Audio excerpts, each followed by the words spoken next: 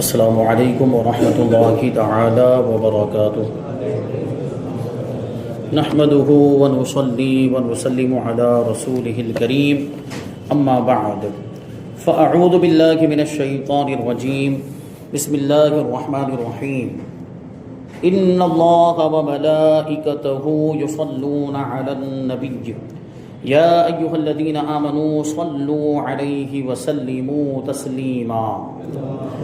اللهم صل على سيدنا ومولانا محمد معدن الجود والكرم وآله الكرام وابنه الكريم وبارك وسلم صلاة وسلاما عليك يا رسول الله صلی اللہ تعالی علیہ وسلم۔ حدیث نمبر 18 کا درس ہے۔ عن ابی عبد الرحمن عبداللہ ابن عمر عبد الخطاب رضی اللہ عنہما عن النبی صلی اللہ علیہ وسلم قال ان اللہ یقبل توبۃ العبد ما لم یغرغر۔ حضرت ابو عبد الرحمن عبداللہ ابن عمر ابن خطاب رضی اللہ تعالی عنہما سے مروی ہے کہ رسول کریم صلی اللہ علیہ وسلم نے ارشاد فرمایا کہ اللہ تبارک و تعالی بندے کی توبہ قبول فرماتا ہے غرغرہ سے پہلے تک۔ غرغرہ مطلب جو بالکل آخری وقت ہوتا ہے، جو جانکنی کا عالم ہوتا ہے، جان نکلنے کا جو ٹائم ہوتا ہے، اس سے پہلے تک اللہ تبارک و تعالی توبہ کو قبول فرماتا ہے۔ حضرت علامہ ملا علی قاری رحمۃ اللہ تعالی علیہ مرقات المفاتیح میں فرماتے ہیں، یعنی اللہ تبارک و تعالی بندے کی توبہ اس وقت تک قبول فرماتا ہے جب تک کہ روح بالکل حلق میں نہ آ جائے، یعنی جب تک موت کا یقین نہ ہو جائے۔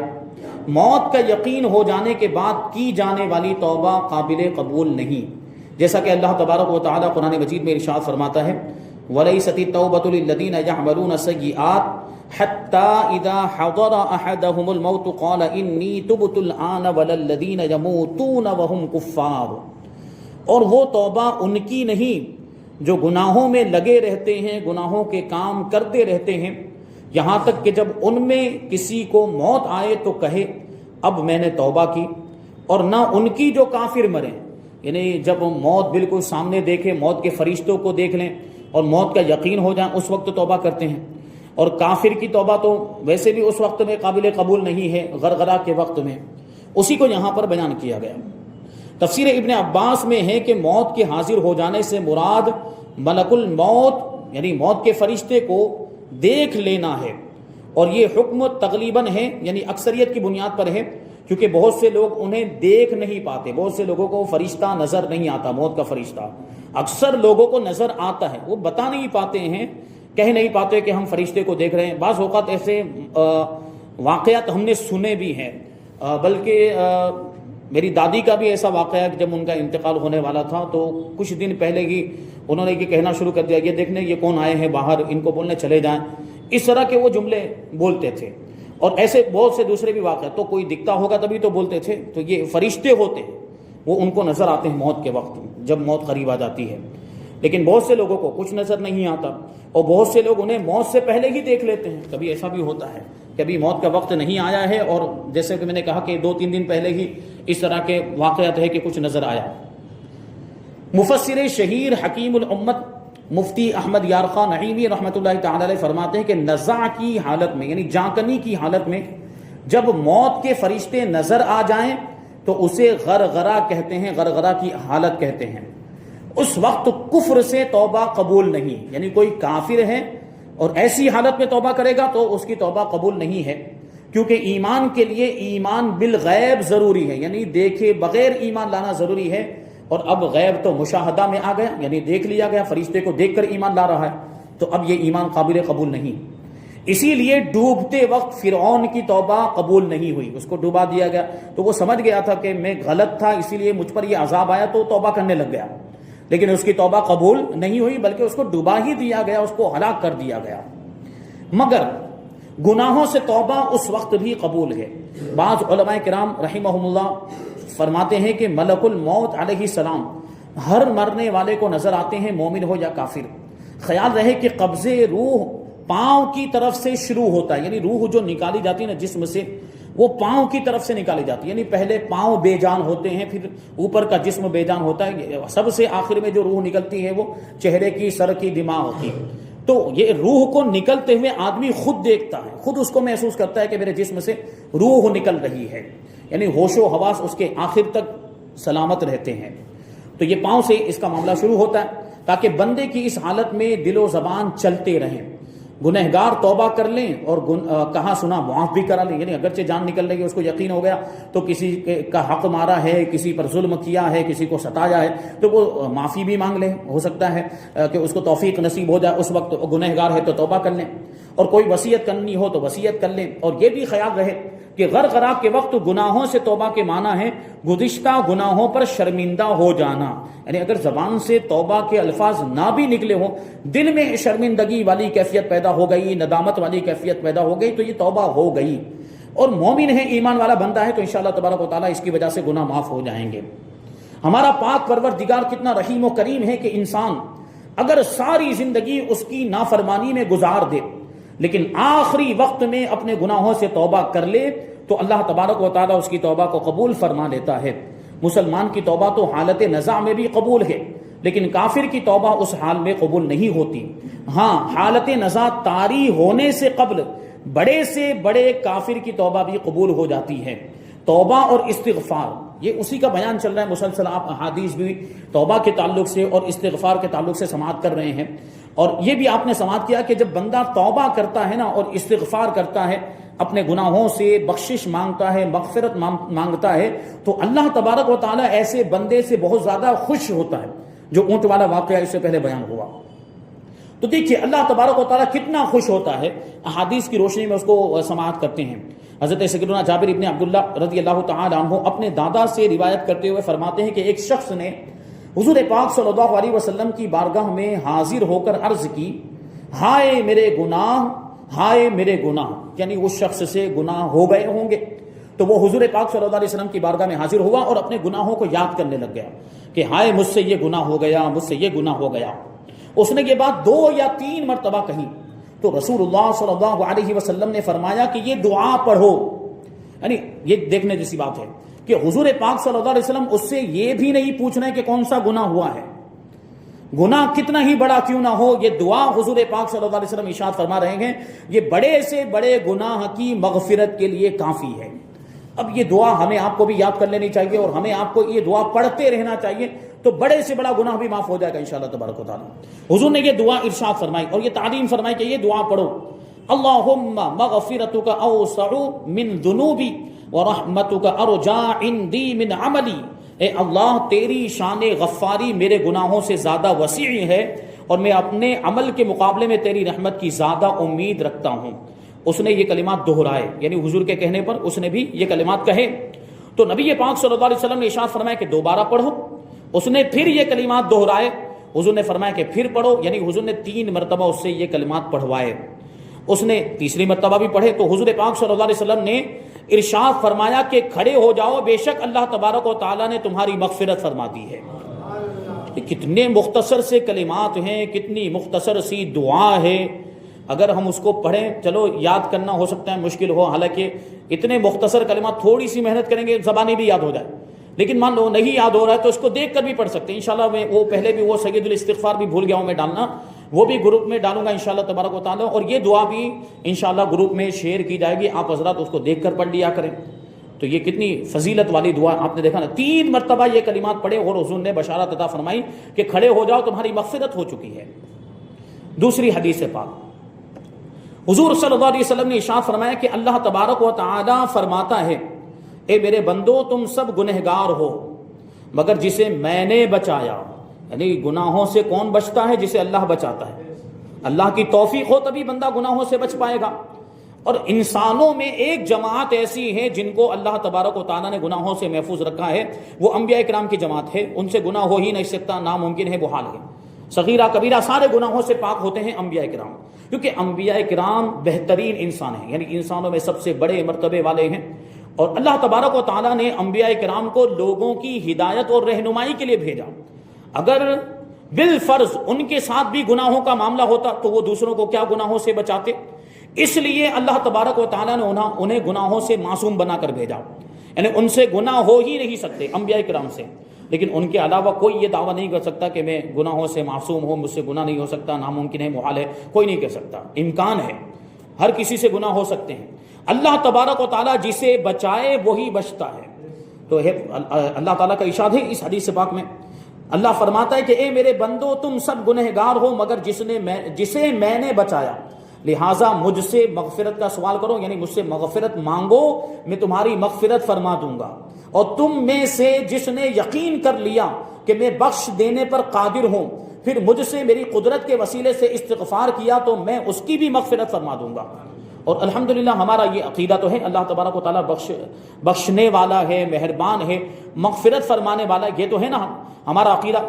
بڑے سے بڑا گناہ بھی وہ معاف فرما دیتا ہے، اس کی رحمت کے سامنے ہمارے گناہوں کی کوئی حیثیت نہیں ہے۔ تو یہ عقیدہ رکھتے ہوئے جب اللہ تبارک و تعالیٰ کی مغفرت کا سوال کیا جائے اور اللہ تبارک و تعالیٰ کی قدرت کا واسطہ اور وسیلہ دے کر کے تو قادر مطلق ہے، تو گناہوں کو بخشنے پر بھی قادر ہے، بڑے سے بڑے گناہ کو بھی معاف فرمانے پر قدرت رکھتا ہے، میرے گناہوں کو معاف فرما دے، اس انداز میں بندہ دعا کرے نا تو انشاءاللہ اس کی بڑی سے بڑی خطا اور بڑے سے بڑا گناہ بھی معاف ہو جائے گا۔ تیسری حدیث پاک حضرت عبداللہ ابن عباس رضی اللہ تعالی عنہما سے مروی ہے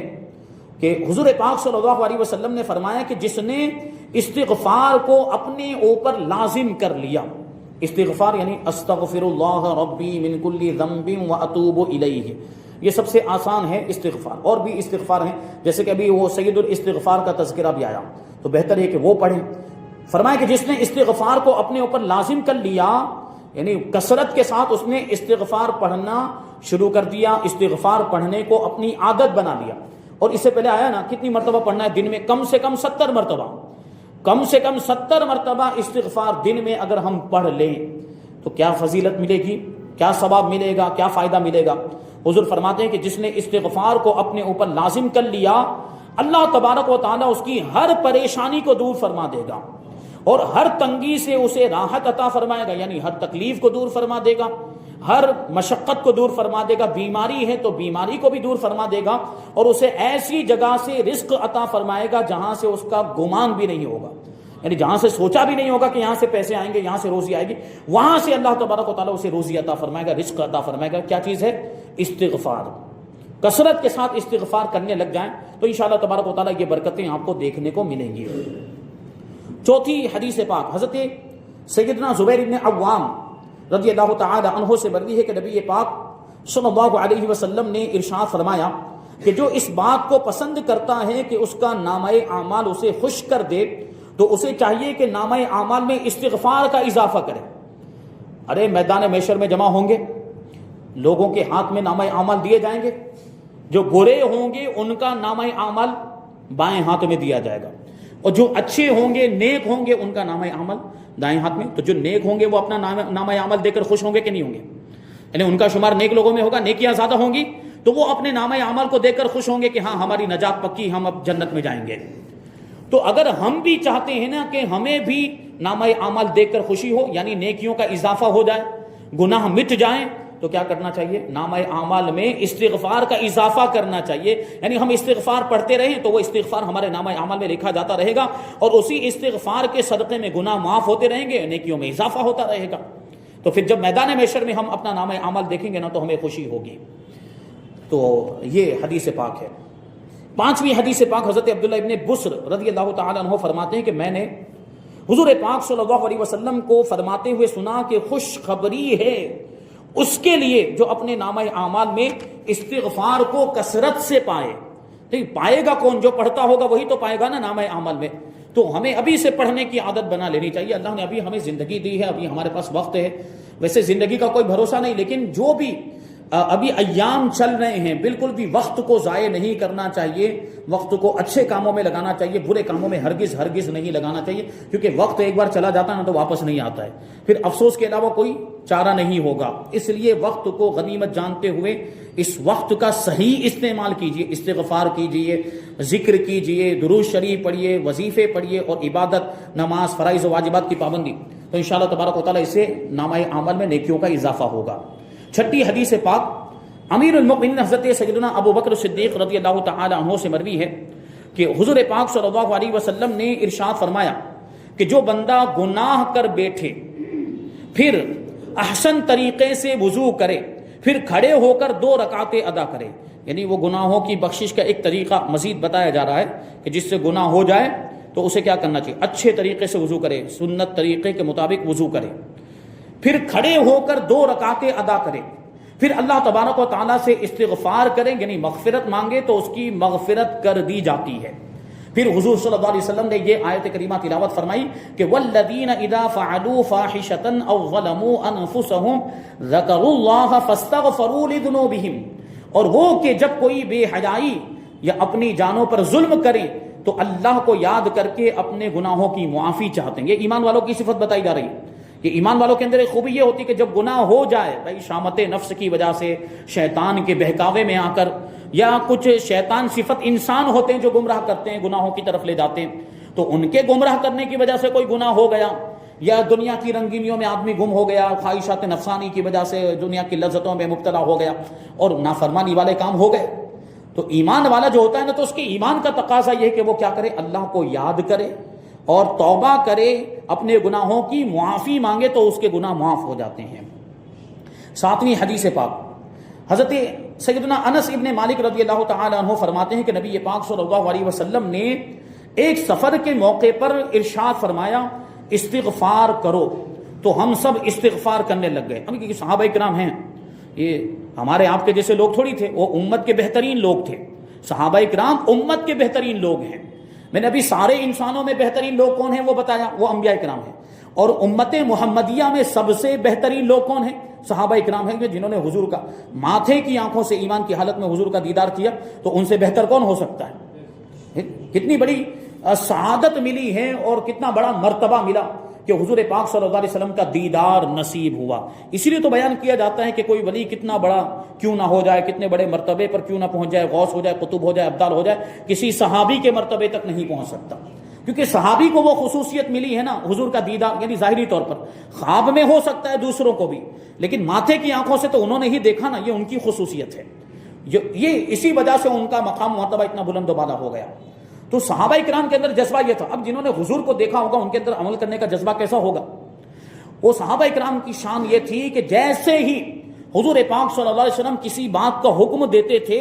تو بغیر چونو چرا کے وہ اس پر عمل کرنا شروع کر دیتے، سوال جواب نہیں کرتے، ایسا کیوں ہے، ایسا کیوں نہیں، آپ استغفار پڑھنے کے لیے کہہ رہے ہیں، اچھا حضور نے فرمایا کہ استغفار کرو، اب تعداد بھی نہیں پوچھ رہے ہیں کہ حضور کتنی مرتبہ کرنا ہے، نہیں، انہوں نے پڑھنا شروع کر دیا۔ یہ صحابہ عمل کا جذبہ دیکھیں ان کے اندر کس قدر اعلیٰ درجے کا۔ تو حضور نے فرمایا تو کہتے ہم استغفار کرنے لگ گئے، پھر فرمایا کہ اسے 70 مرتبہ پورا کرو، یعنی صحابہ پڑھے جا رہے ہیں، حضور نے بیچ میں ارشاد فرمایا کہ 70 مرتبہ پورا کرو۔ وہی 70 مرتبہ کی روایت اس سے پہلے بھی آ چکی ہے کہ دن میں کم سے کم 70 مرتبہ استغفار کرنا چاہیے۔ حضور پاک صلی اللہ علیہ وسلم معصوم ہونے کے باوجود استغفار کرتے تھے، وہ تو اپنی امت کے لیے کرتے تھے، ان کے ساتھ تو گناہوں کا معاملہ تھا ہی نہیں، تو ہم تو گنہگار ہیں، ہم تو سر سے لے کر پاؤں تک گناہوں میں ڈوبے ہوئے ہیں، تو ہمیں کتنا زیادہ استغفار کرنا چاہیے اور کتنی زیادہ مغفرت طلب کرنی چاہیے۔ تو صحابہ کرام کو حضور نے یہ فرمایا کہ 70 مرتبہ پورا کرو، یعنی 70 کی تعداد پوری کرو۔ جب ہم نے یہ تعداد پوری کر دی تو رسول اللہ صلی اللہ علیہ وسلم نے فرمایا کہ جو آدمی یا عورت اللہ تبارک و تعالیٰ سے ایک دن میں 70 مرتبہ استغفار کرتا ہے، اللہ تبارک و تعالیٰ اس کے 700 گناہ معاف فرما دیتا ہے۔ 700 گناہ۔ ابھی ہو سکتا ہے کہ ایک دن میں 700 گناہ کرنے کا موقع نہ بھی ملے، ہے نا، اس کے لیے بھی تو ٹائم چاہیے نا، گناہ کرنے کے لیے بھی ٹائم۔ اب آدمی سوتا بھی ہے، کھاتا بھی ہے، دوسری مصروفیات بھی ہے، کاروبار بھی ہے، یہ بھی ہے۔ ابھی 700 گناہ کرنے کا معاذ اللہ کوئی ارادہ کرے بھی نہ، بہت مشکل ہے ایک دن میں 24 گھنٹے میں 700 گناہ کرنا، لیکن اللہ کی رحمت کتنی بڑی ہے کہ اگر کوئی کر بھی لے، بالفرض اگر کوئی ایک دن میں 700 گناہ کر بھی لے لیکن 70 مرتبہ استغفار کر لے، شرط یہ کہ دل سے کرے، خلوص دل کے ساتھ، سچے دل سے استغفار کرے، اللہ سے ڈرتے ہوئے، آنسو بہاتے ہوئے، تو اگر 700 گناہ بھی کیے ہوں گے نا تو معاف ہو جائیں گے۔ شرط ہے خلوص۔